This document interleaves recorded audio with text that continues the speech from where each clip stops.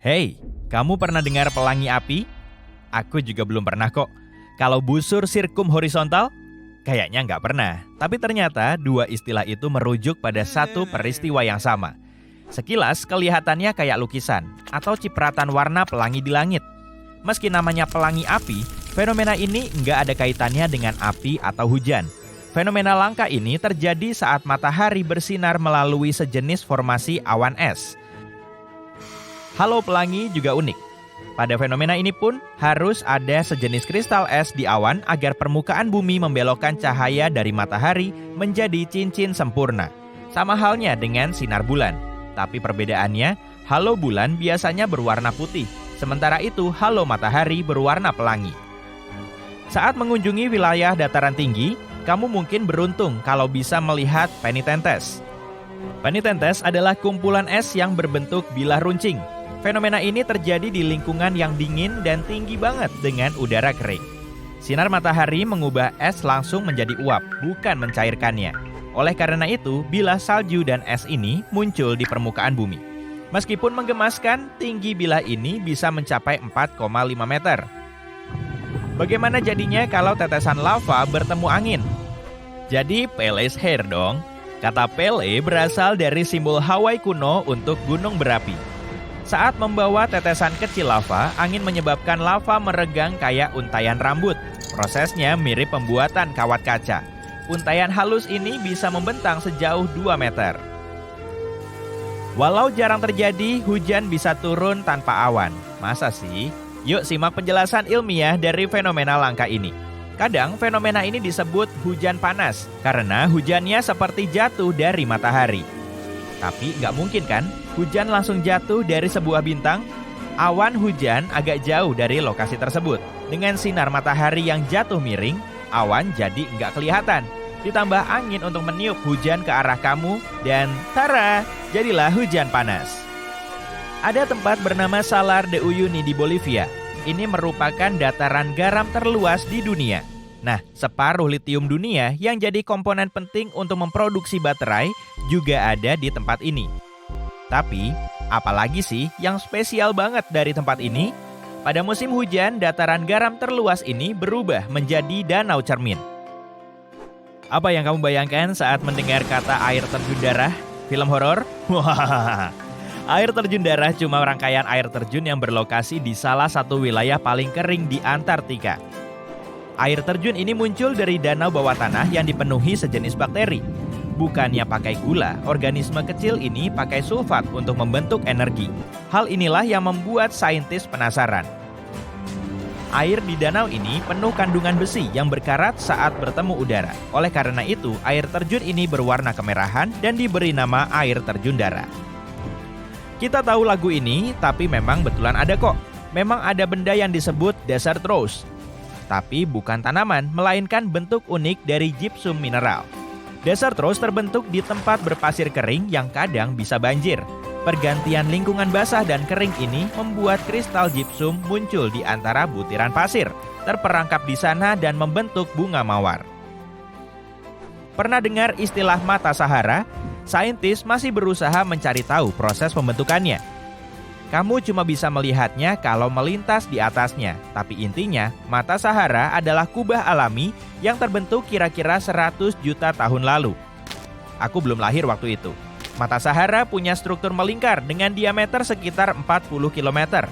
Lapisan terbesarnya, atau lapisan tengah, kira-kira berdiameter 30 km. Astronaut adalah salah satu orang pertama yang melihatnya dan mata Sahara diteliti sejak itu. Bahkan sampai sekarang, saat mendarat di Florida, mereka tahu mereka sudah hampir sampai saat melihat mata Sahara. Salah satu pohon berwarna paling indah di dunia ada di Filipina dan Indonesia. Namanya Eucalyptus pelangi atau pohon pelangi. Nama ini diambil karena kulitnya berubah warna dan mengelupas seiring usia pohon itu. Batang hijau terang adalah pohon termuda karena mengandung zat klorofil yang biasanya ada pada daun. Lalu warnanya berubah menjadi ungu, kemudian merah. Akhirnya berubah menjadi coklat saat tumbuh dan kehilangan klorofil. Kamu pasti mengira ini satu hutan. Salah, ini cuma satu pohon. Ini juga bukan ilusi optik ya. Di bawah tanah ini ada jaringan akar kompleks yang menghubungkan sekitar 47.000 bentuk seperti pohon yang kamu lihat di atas tanah. Ini adalah pohon Quaking Aspen. Sebagian pohon ini merupakan salah satu organisme tertua dan terbesar di dunia. Nah, ini tujuan wisata yang bagus, atau mungkin enggak. Menurut data terbaru yang dirilis NASA, tempat yang paling sering tersambar petir di dunia adalah Danau Maracaibo di Venezuela. Dalam setahun, ada 300 kali badai petir di lokasi ini. Tapi apa sih uniknya tempat ini sampai sering banget terjadi badai di sini?